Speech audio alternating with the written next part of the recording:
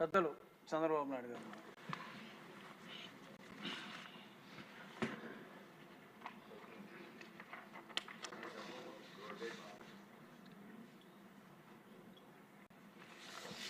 అధ్యక్ష, ఇప్పుడే law and order demands ప్రవేశపెట్టి రిప్లై ఇచ్చారు మినిస్టర్ గారు. వారు చెప్పినటువంటి అభిప్రాయాలతో ఏకీభవిస్తూ ఈ ప్రభుత్వం అధ్యక్ష గడిచిన 5 సంవత్సరాలుగా గడిచిన ప్రభుత్వంలో జరిగినటువంటి లా అండ్ ఆర్డర్ సమస్యలు చూసాం. ప్రభుత్వ ఆస్తులకు రక్షణ లేని పరిస్థితి, అదే మరిగా ఫ్రీగా తిరగలేని పరిస్థితి ఉండేది. ఎప్పుడు కూడా అధ్యక్ష నాగరిక ప్రపంచంలో లా అండ్ ఆర్డర్ అనేది చాలా ముఖ్యం. అది జరగలేదు, అలాంటి తిరిగే పరిస్థితి వచ్చింది. అదే మరి సరే మనం మాట్లాడుకుంటూనే ఉన్నాం. మీరు బాధితులు, నేను బాధితుడినే, ఇక్కడ అందరూ బాధితులే, ఒకరిని కాదు. నేను ఆ రోజు ఈరోజు కూడా చెప్తున్నా, నేను చాలా స్పష్టంగా ఉన్నా. రాజకీయ కక్షలతో నా జీవితంలో ఎప్పుడు నేను రాజకీయం చేయలేదు, ఇప్పుడు కూడా నేను చేయను. అదే సమయంలో లా అండ్ ఆర్డర్ సమస్యలు క్రియేట్ చేసే వాళ్ళపైన మాత్రం ఈ ప్రభుత్వం సింహ స్వప్నంగా ఉంటుందని మరొకసారి హెచ్చరిస్తున్నాను. ఎవరైనా కావచ్చు, చరిత్ర ఒకసారి చూసుకుంటే అధ్యక్ష, తెలుగుదేశం పార్టీ వచ్చిందంటే లా అండ్ ఆర్డర్ సెట్ కావాలి. ఈరోజు ఎన్డీఏ ప్రభుత్వం ఉన్నాం.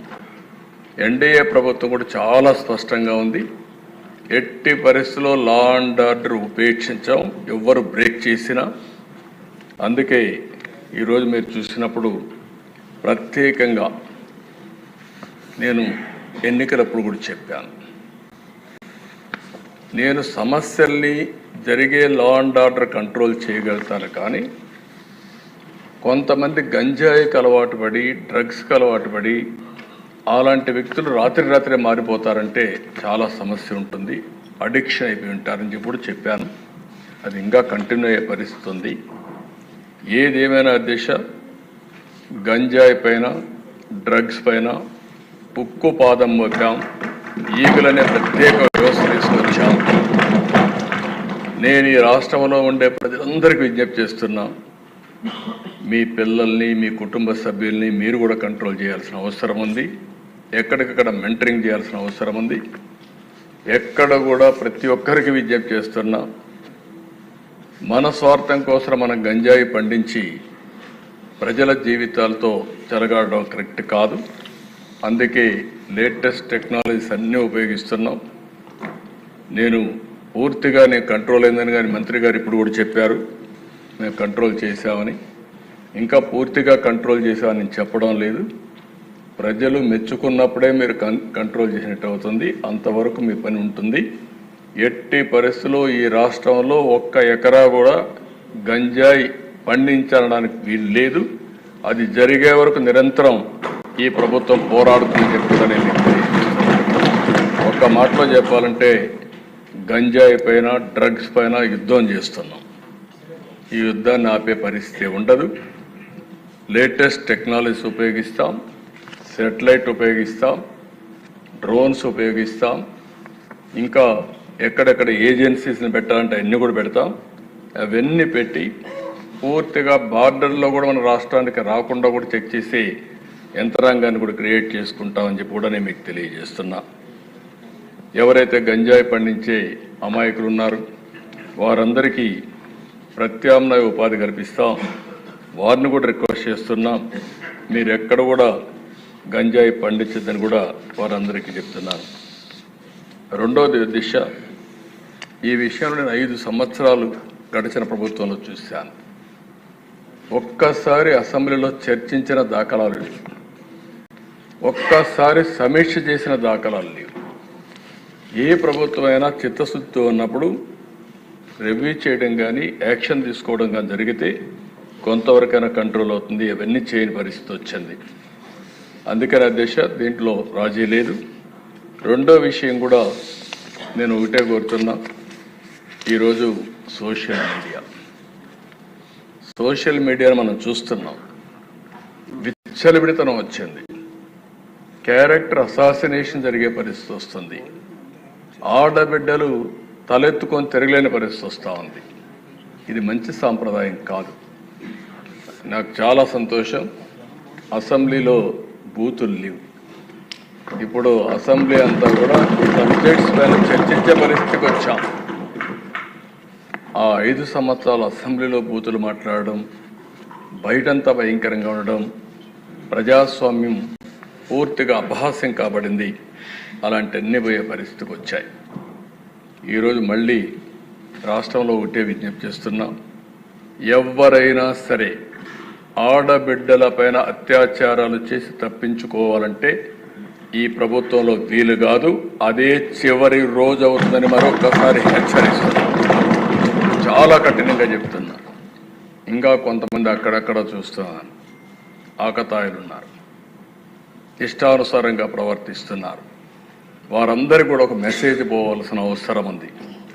నేను ఒకప్పుడు ఒక మెసేజ్ ఇచ్చాను, ఈ రాష్ట్రంలో లా అండ్ ఆర్డర్ మెయింటైన్ చేయాలి, తీవ్రవాద సమస్య పరిష్కారం కావాలి, మత విద్వేషాలు లేని రాష్ట్రంగా మత సామరస్యాన్ని పెంచాలి.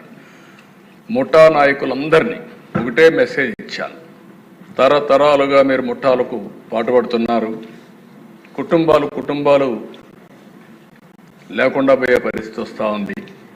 ఇంక ఈ రాష్ట్రంలో జరగడానికి వీలు లేదని ఆ రోజు కూడా చాలా స్పష్టంగా కంట్రోల్ చేశాం.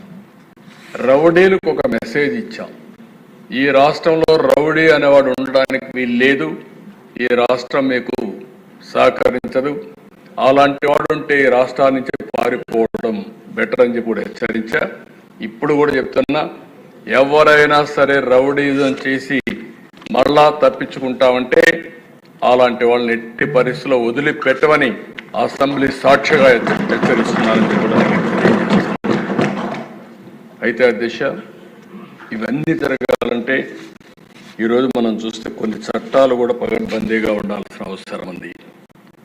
అందుకే ల్యాండ్ గ్రాబింగ్ బిల్ నిషేధం కింద 2024 కొత్త చట్టం తీసుకొస్తున్నాం.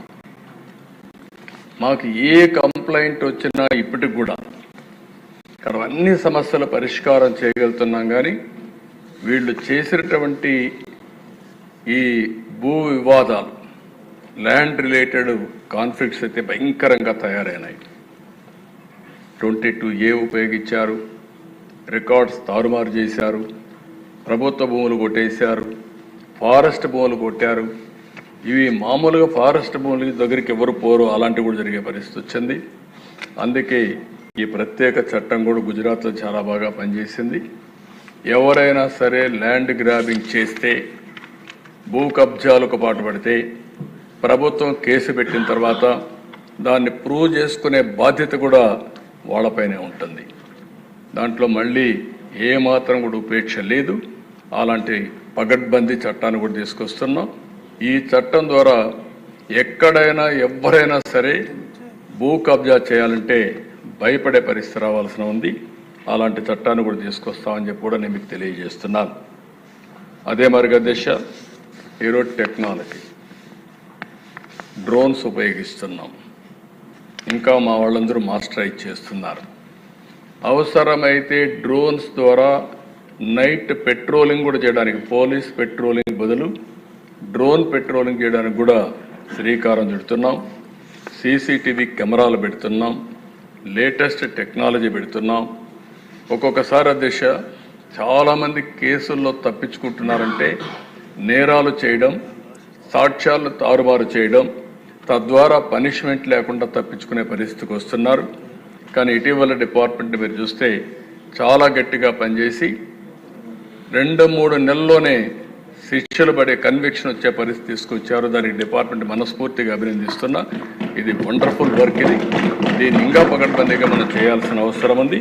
ఇది కూడా చేస్తామని చెప్పి నేను మీకు తెలియజేసుకుంటూ, ఇంకొక పక్కన సైబర్ సెక్యూరిటీ కూడా చాలా ముఖ్యం. దీంట్లో కూడా 26 సైబర్ పోలీస్ స్టేషన్లు పెడుతున్నాం. దీని ద్వారా కూడా ఎక్కడ సైబర్ క్రైమ్ చేస్తే అలాంటి నేరస్తుల్ని ఇమీడియట్గా పట్టుకునే పరిస్థితి వస్తుంది.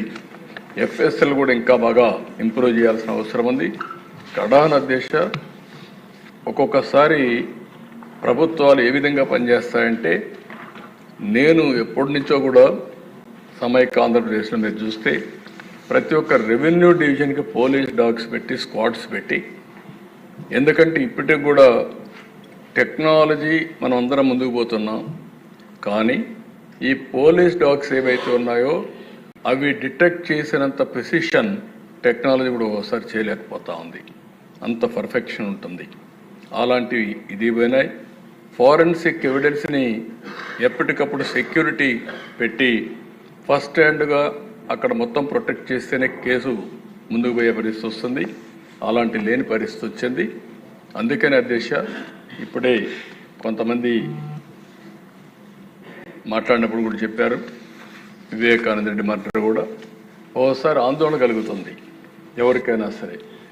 ఒక మర్డర్ జరిగిన తర్వాత, ఒక సెన్సేషనల్ మర్డర్ జరిగిన తర్వాత 6 మంది సాక్షులు ఆ కేసులో ఇన్వాల్వ్ అయిన వాళ్ళు ఎలిమినేట్ అయిపోవడం అనేది, చనిపోవడం అనేది అదొక ఆవేదన, ఆలోచన కలుగుతుంది. ఎప్పుడైనా పోలీస్ డిపార్ట్మెంట్ గుర్తుపెట్టుకోవాల్సింది, ఒక సెన్సేషనల్ కేసు వచ్చినప్పుడు దాని తర్వాత పరిణామాలన్నిటి కూడా క్షుణ్ణంగా ఎగ్జామిన్ చేసి ఎప్పటికప్పుడు యాక్షన్ తీసుకోవాల్సిన అవసరం ఉంది.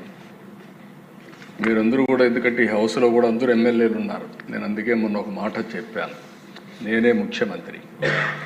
నేను ముఖ్యమంత్రిగా ఉండి 2019లో వివేకానంద రెడ్డి మర్డర్ జరిగింది. తెల్లవారితో వాట్సాప్ మెసేజ్ వచ్చింది. మెసేజ్ ఏమని, వివేకానంద రెడ్డి గుండెపోటుతో చనిపోయాడు. ఎలక్షన్ సీజన్, నేను కూడా గుండెపోటు అనుకున్నాను. జనరల్గా నాకు ఎప్పుడు ఏ ఆలోచన వచ్చినా, ఏ మెసేజ్ వచ్చినా మళ్ళీ నేను స్టడీ చేస్తూ ఉంటాను. అలాంటిది నేను కూడా ఎలక్షన్లో ఉండి క్యారీ అయ్యాను. నాకు ఒక సీఎంఓ ఉంది, ఒక ఇంటెలిజెన్స్ ఉంది, ఒక డీజీపీ ఉన్నాడు, మా చంద్రరాజ మంత్రి అప్పుడు అందరం ఉన్నాం. అందరం ఉండి అర్థం కాలేదు, నిజం అనుకున్నాం, నమ్మాం. అంటే నేరస్తులు ఏ విధంగా ట్రాప్లో పెడతారనేదానికి ఇది ఒక ఉదాహరణ దిశ. అంతవరకే చెప్తున్నాను నేను ఈరోజు. అది అయిన తర్వాత మధ్యాహ్నాలకి బిల్డప్ అయింది. సునీత గారు అడిగారు దీన్ని పోస్ట్ మార్టం చేయాలని. సునీత గారు కానీ పోస్ట్ మార్టం అడగకుండా ఉండుంటే క్రిమేషన్ అయిపోయేది. అంటే నేను ఎందుకు ఇవన్నీ చెప్తున్నానంటే, నేరాలు ఘోరాలు చేసే వ్యక్తుల పట్ల ఏ స్థాయి అయిన వాళ్ళైనా సరే మనం అప్రమత్తంగా ఉండకపోతే మాత్రం మనం న్యాయం చేసినట్టు కాదు, మనం కూడా ఇబ్బందులు పడే పరిస్థితి వస్తుంది. ఆ తర్వాత సాయంత్రానికి అధ్యక్ష, ఎప్పుడైతే పోస్ట్ మార్టం చేశారో, ఏ టీవీలో అయితే గుండెపోటని చెప్పారో వాళ్లే సాయంత్రానికి మాట మార్చేసి ఎవరైనా హత్యా రాజకీయాలు చేసిన, ప్రజాక్షేత్రంలో పోరాడి అలాంటి వ్యక్తుల్ని శాశ్వతంగా రాజకీయాలు లేకుండా చేశాను తప్ప, శిక్షలు బయటకు చేశాను తప్ప, నేను ఎలాంటి పరిస్థితులు కూడా అలాంటి దీనికి దోహదం చేయలేదు. నేను ఎప్పుడూ చెప్పేవాడిని, ఒక హత్య చేయడం అనేది చాలా ప్రమాదం. పోస్ట్ మార్టానికి కారకులైన వ్యక్తులు మీకు కూడా పోస్ట్ మార్టం జరుగుతుంది, జాగ్రత్తగా ఉండమని హెచ్చరించాను. ఈరోజు ఈ హౌస్లో కూడా ఎమ్మెల్యేస్కి అందరికీ చెప్తున్నాను, మీ నియోజకవర్గాల్లో లా అండ్ ఆర్డర్ కంట్రోల్ చేయడం మీ బాధ్యత. లా అండ్ ఆర్డర్ని మనం కానీ విస్మరిస్తే, ప్రజల్లో అశాంతి వస్తే కరెక్ట్ కాదు. ఇంకొక విషయం కూడా చెప్తున్నాను, రాజకీయ ముసుగులో నేరాలు ఘోరాలు చేసి ఎదురుదాడి చేసి తప్పించుకుంటా ఉంటే ఈ ప్రభుత్వంలో సాగనివ్వనని మరొక్కసారి చాలా స్పష్టంగా విజ్ఞప్తి చేస్తున్నాం. ప్రజలకు మనం లా అండ్ ఆర్డర్ క్రియేట్ చేయాల్సిన, సమస్యలు లేకుండా చేయాల్సిన అవసరం ఉంది. టెక్నాలజీ వచ్చింది, టెక్నాలజీ ఉపయోగించుకుంటాం. కడాన పోలీసులు చూస్తే వాహనాలు కూడా లేని పరిస్థితి, పెట్రోల్ కూడా ఇవ్వలేని పరిస్థితి. ఇలాంటి చాలా జరుగుతున్నాయి. చాలా వరకు కరెక్ట్ చేశాం.